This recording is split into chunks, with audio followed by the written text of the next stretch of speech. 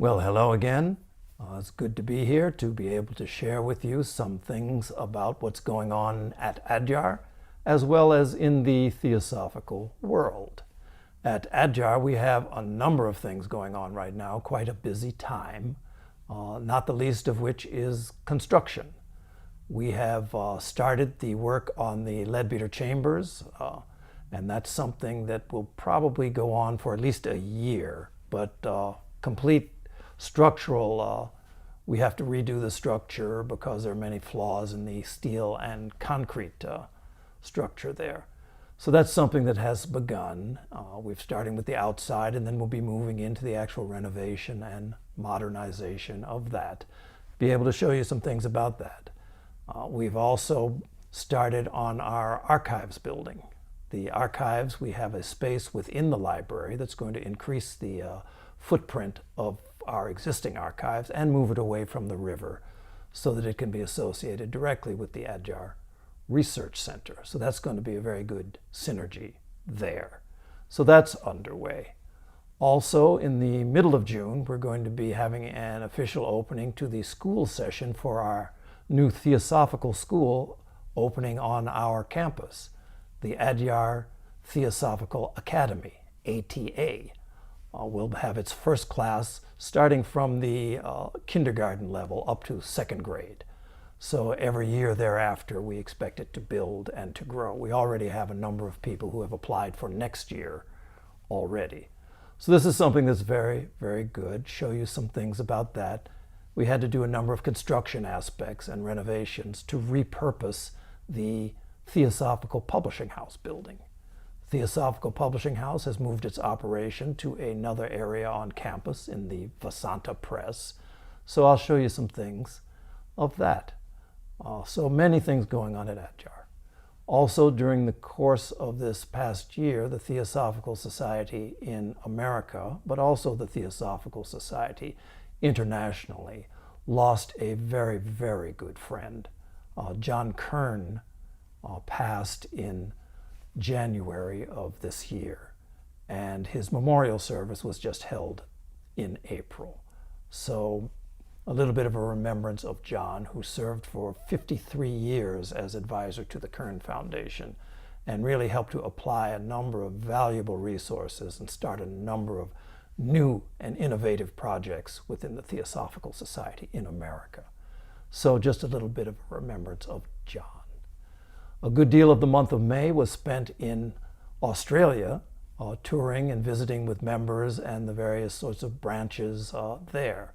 Australia is one of our older sections, and it has quite a bit of very, very good functional resources that it applies. So we'll get the chance to show you some of the things there.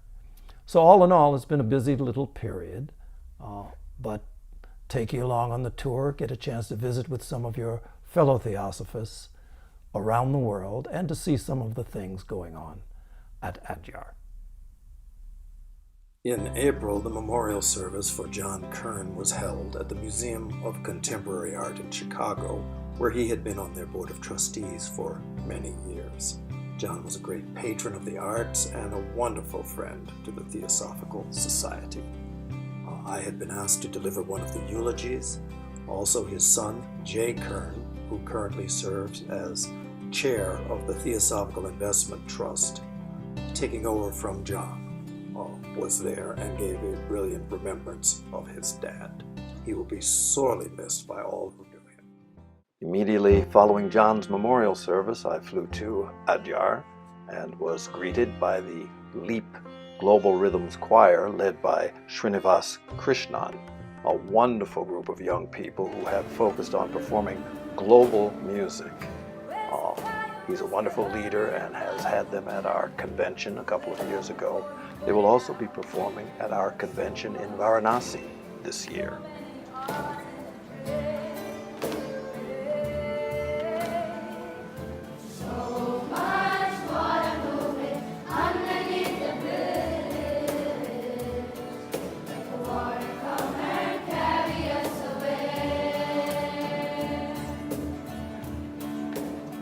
Every year at Adyar, Over the Easter weekend, the South India Conference has taken place, now known as the Easter Conference. This year, more than 100 members from southern India, but also from all around India, gathered at Adyar at the Blavatsky Bungalow, which has really become quite the focus of activity these days. It's a wonderful conference, a number of speakers from throughout India, as well as our International Treasurer, Nancy Seacrest, and International Secretary, Maria Artama. The Theosophical Publishing House, which has operated out of this building, moved to its new quarters in the Vasanta Press building. We had redone that and repurposed it for the offices of the publishing house. So now they have a wonderful new quarters for the next phase of publishing operations. The publishing house moved to make room for a new effort that's taking place at the Theosophical Society in Adyar, the Adyar Theosophical Academy, which will now occupy the building after some renovation work is completed. It's a dream that we have had for a long time to have an actual theosophical school, not just an excellent educational institution, which this will be, but one that can actually give students the benefit of theosophical principles in a practical way to help them develop their characters as young people and for their future impact in the world. From Adyar, it was on to Australia for a tour that began in Melbourne, not Melbourne. Beautiful city. The Theosophical Society has been active there for a long time and has this building right in the central downtown area. They previously had another building right in the heart of what is now the most fashionable shopping street in all of Melbourne. This is it. Now it has been taken over for many years now and occupied by none other than Ralph Lauren. The group there has sold their existing building and is moving into these quarters, which will provide a new step for them. Really wonderful, spacious quarters, still in the central downtown area. So at this point, we took a walk through so they could discuss some of the ideas they have for planning this space and for using it for greater public access in the future. Beautiful opportunity for the group there in Melbourne. Very good group. From Melbourne, it was on to Sydney, the capital and the center for the National Society there in Australia. Had a chance to visit their headquarters and meet with the people there. President Linda Oliveira, National Secretary Dara Tatre, Pedro Oliveira. Beautiful offices that they have right there in Sydney. Again, they have moved to these quarters in recent years. So got a tour of their place there and had a chance to sit down and talk about some of the things that are going on in Australia. Also took time to meet with the group there, the Blavatsky, at the Blavatsky Lodge. But it's a beautiful place. Australia has a lot of different things that they have in play, a lot of resources that have been developed over the years.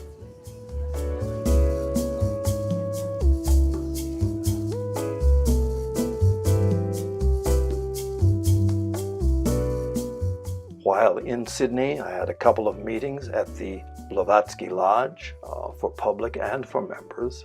Lovely place that they have there that they've been using for some years now. Quite a good turnout and quite a good and active group that is there in Sydney.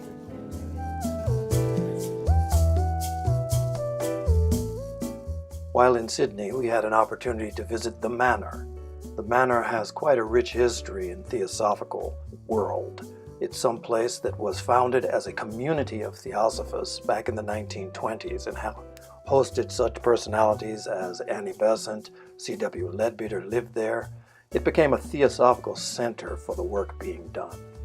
During the 1960s, for about 10-20 years, there was someone who had a Brownie camera. Every time someone would come, they would take a photograph. Here you see Felix and Eunice Layton. In the basement of the building is a beautiful chapel for the Liberal Catholic Church. For the last 30 years, Diane Caniston has lived there and has worked as the resident manager of the place. It is a beautiful location with a very, very rich history. large verandas and land that slopes down to the bay.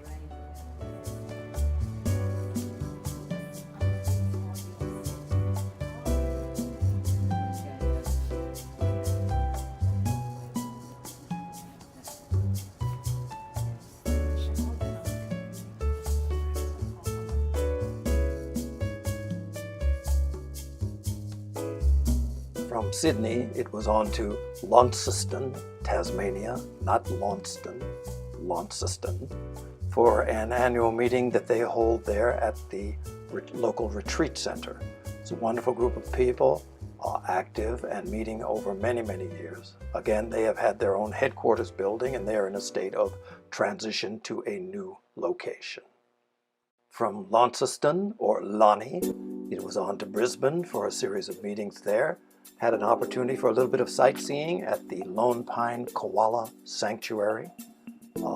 This fellow you may recognize as a koala. We were in very good company in terms of holding him. Others, such as Pope John Paul, and a few other people that you might be aware of have done the same thing. Got an opportunity also to see some of the kangaroos that Australia is famous for. The Brisbane Theosophical Society has a historic building just outside of the downtown center with a beautiful library, a place where they have been for many, many years. Had a series of meetings there, very, very good ones. An opportunity to meet some of the members and to exchange. Always a good thing.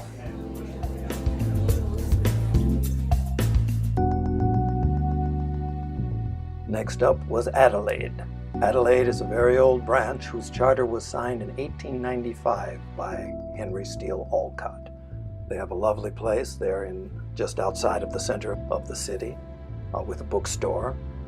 We were hosted by Kevin Davey, who was the acting president there, and I had an opportunity to meet Bev Champion, past president of the Australian section.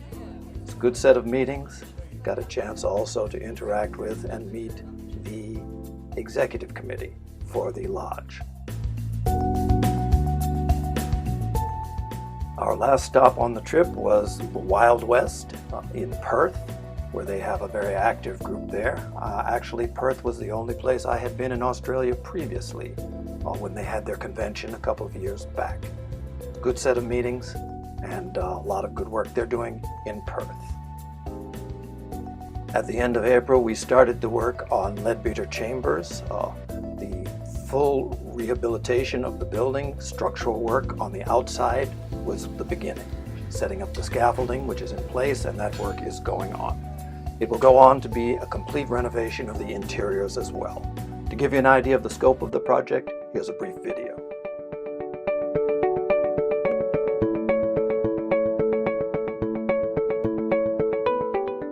Leadbeater Chambers, also known as LBC, is the largest guest house on the Adyar estate. It accommodates mainly Western guests. This historical building is over 100 years old. Because of structural problems with the reinforced concrete, it urgently needs a thorough renovation. In order to upgrade its facilities to today's standards, a modernization is also required. Leadbeater Chambers, in its current state, is a beautiful colonial-styled 3-story building with spacious verandas and rooms. The outer appearance will hardly change, but modernization of the interior is inevitable.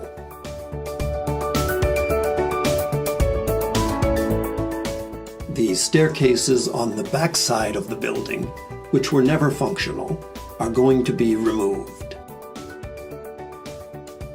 and transformed into new bathrooms and kitchenettes for the newly renovated rooms on the back side of the building. Most of the large rooms will be divided into 2 smaller 2-person rooms.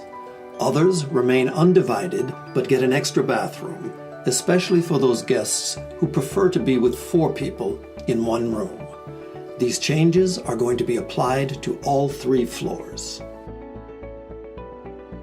Part of the room's furnishings will be original antique furniture, which will be refurbished.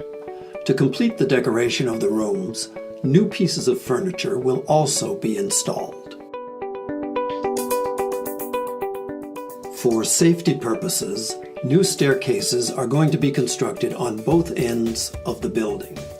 Although not visible in this presentation, the aim is to make the whole building eco-friendly, having solar cells for electricity, hot water tubes for the showers on the roof, and wastewater of the bathrooms being treated and reused. As is very clear, the overall look of the building on the outside has not changed much.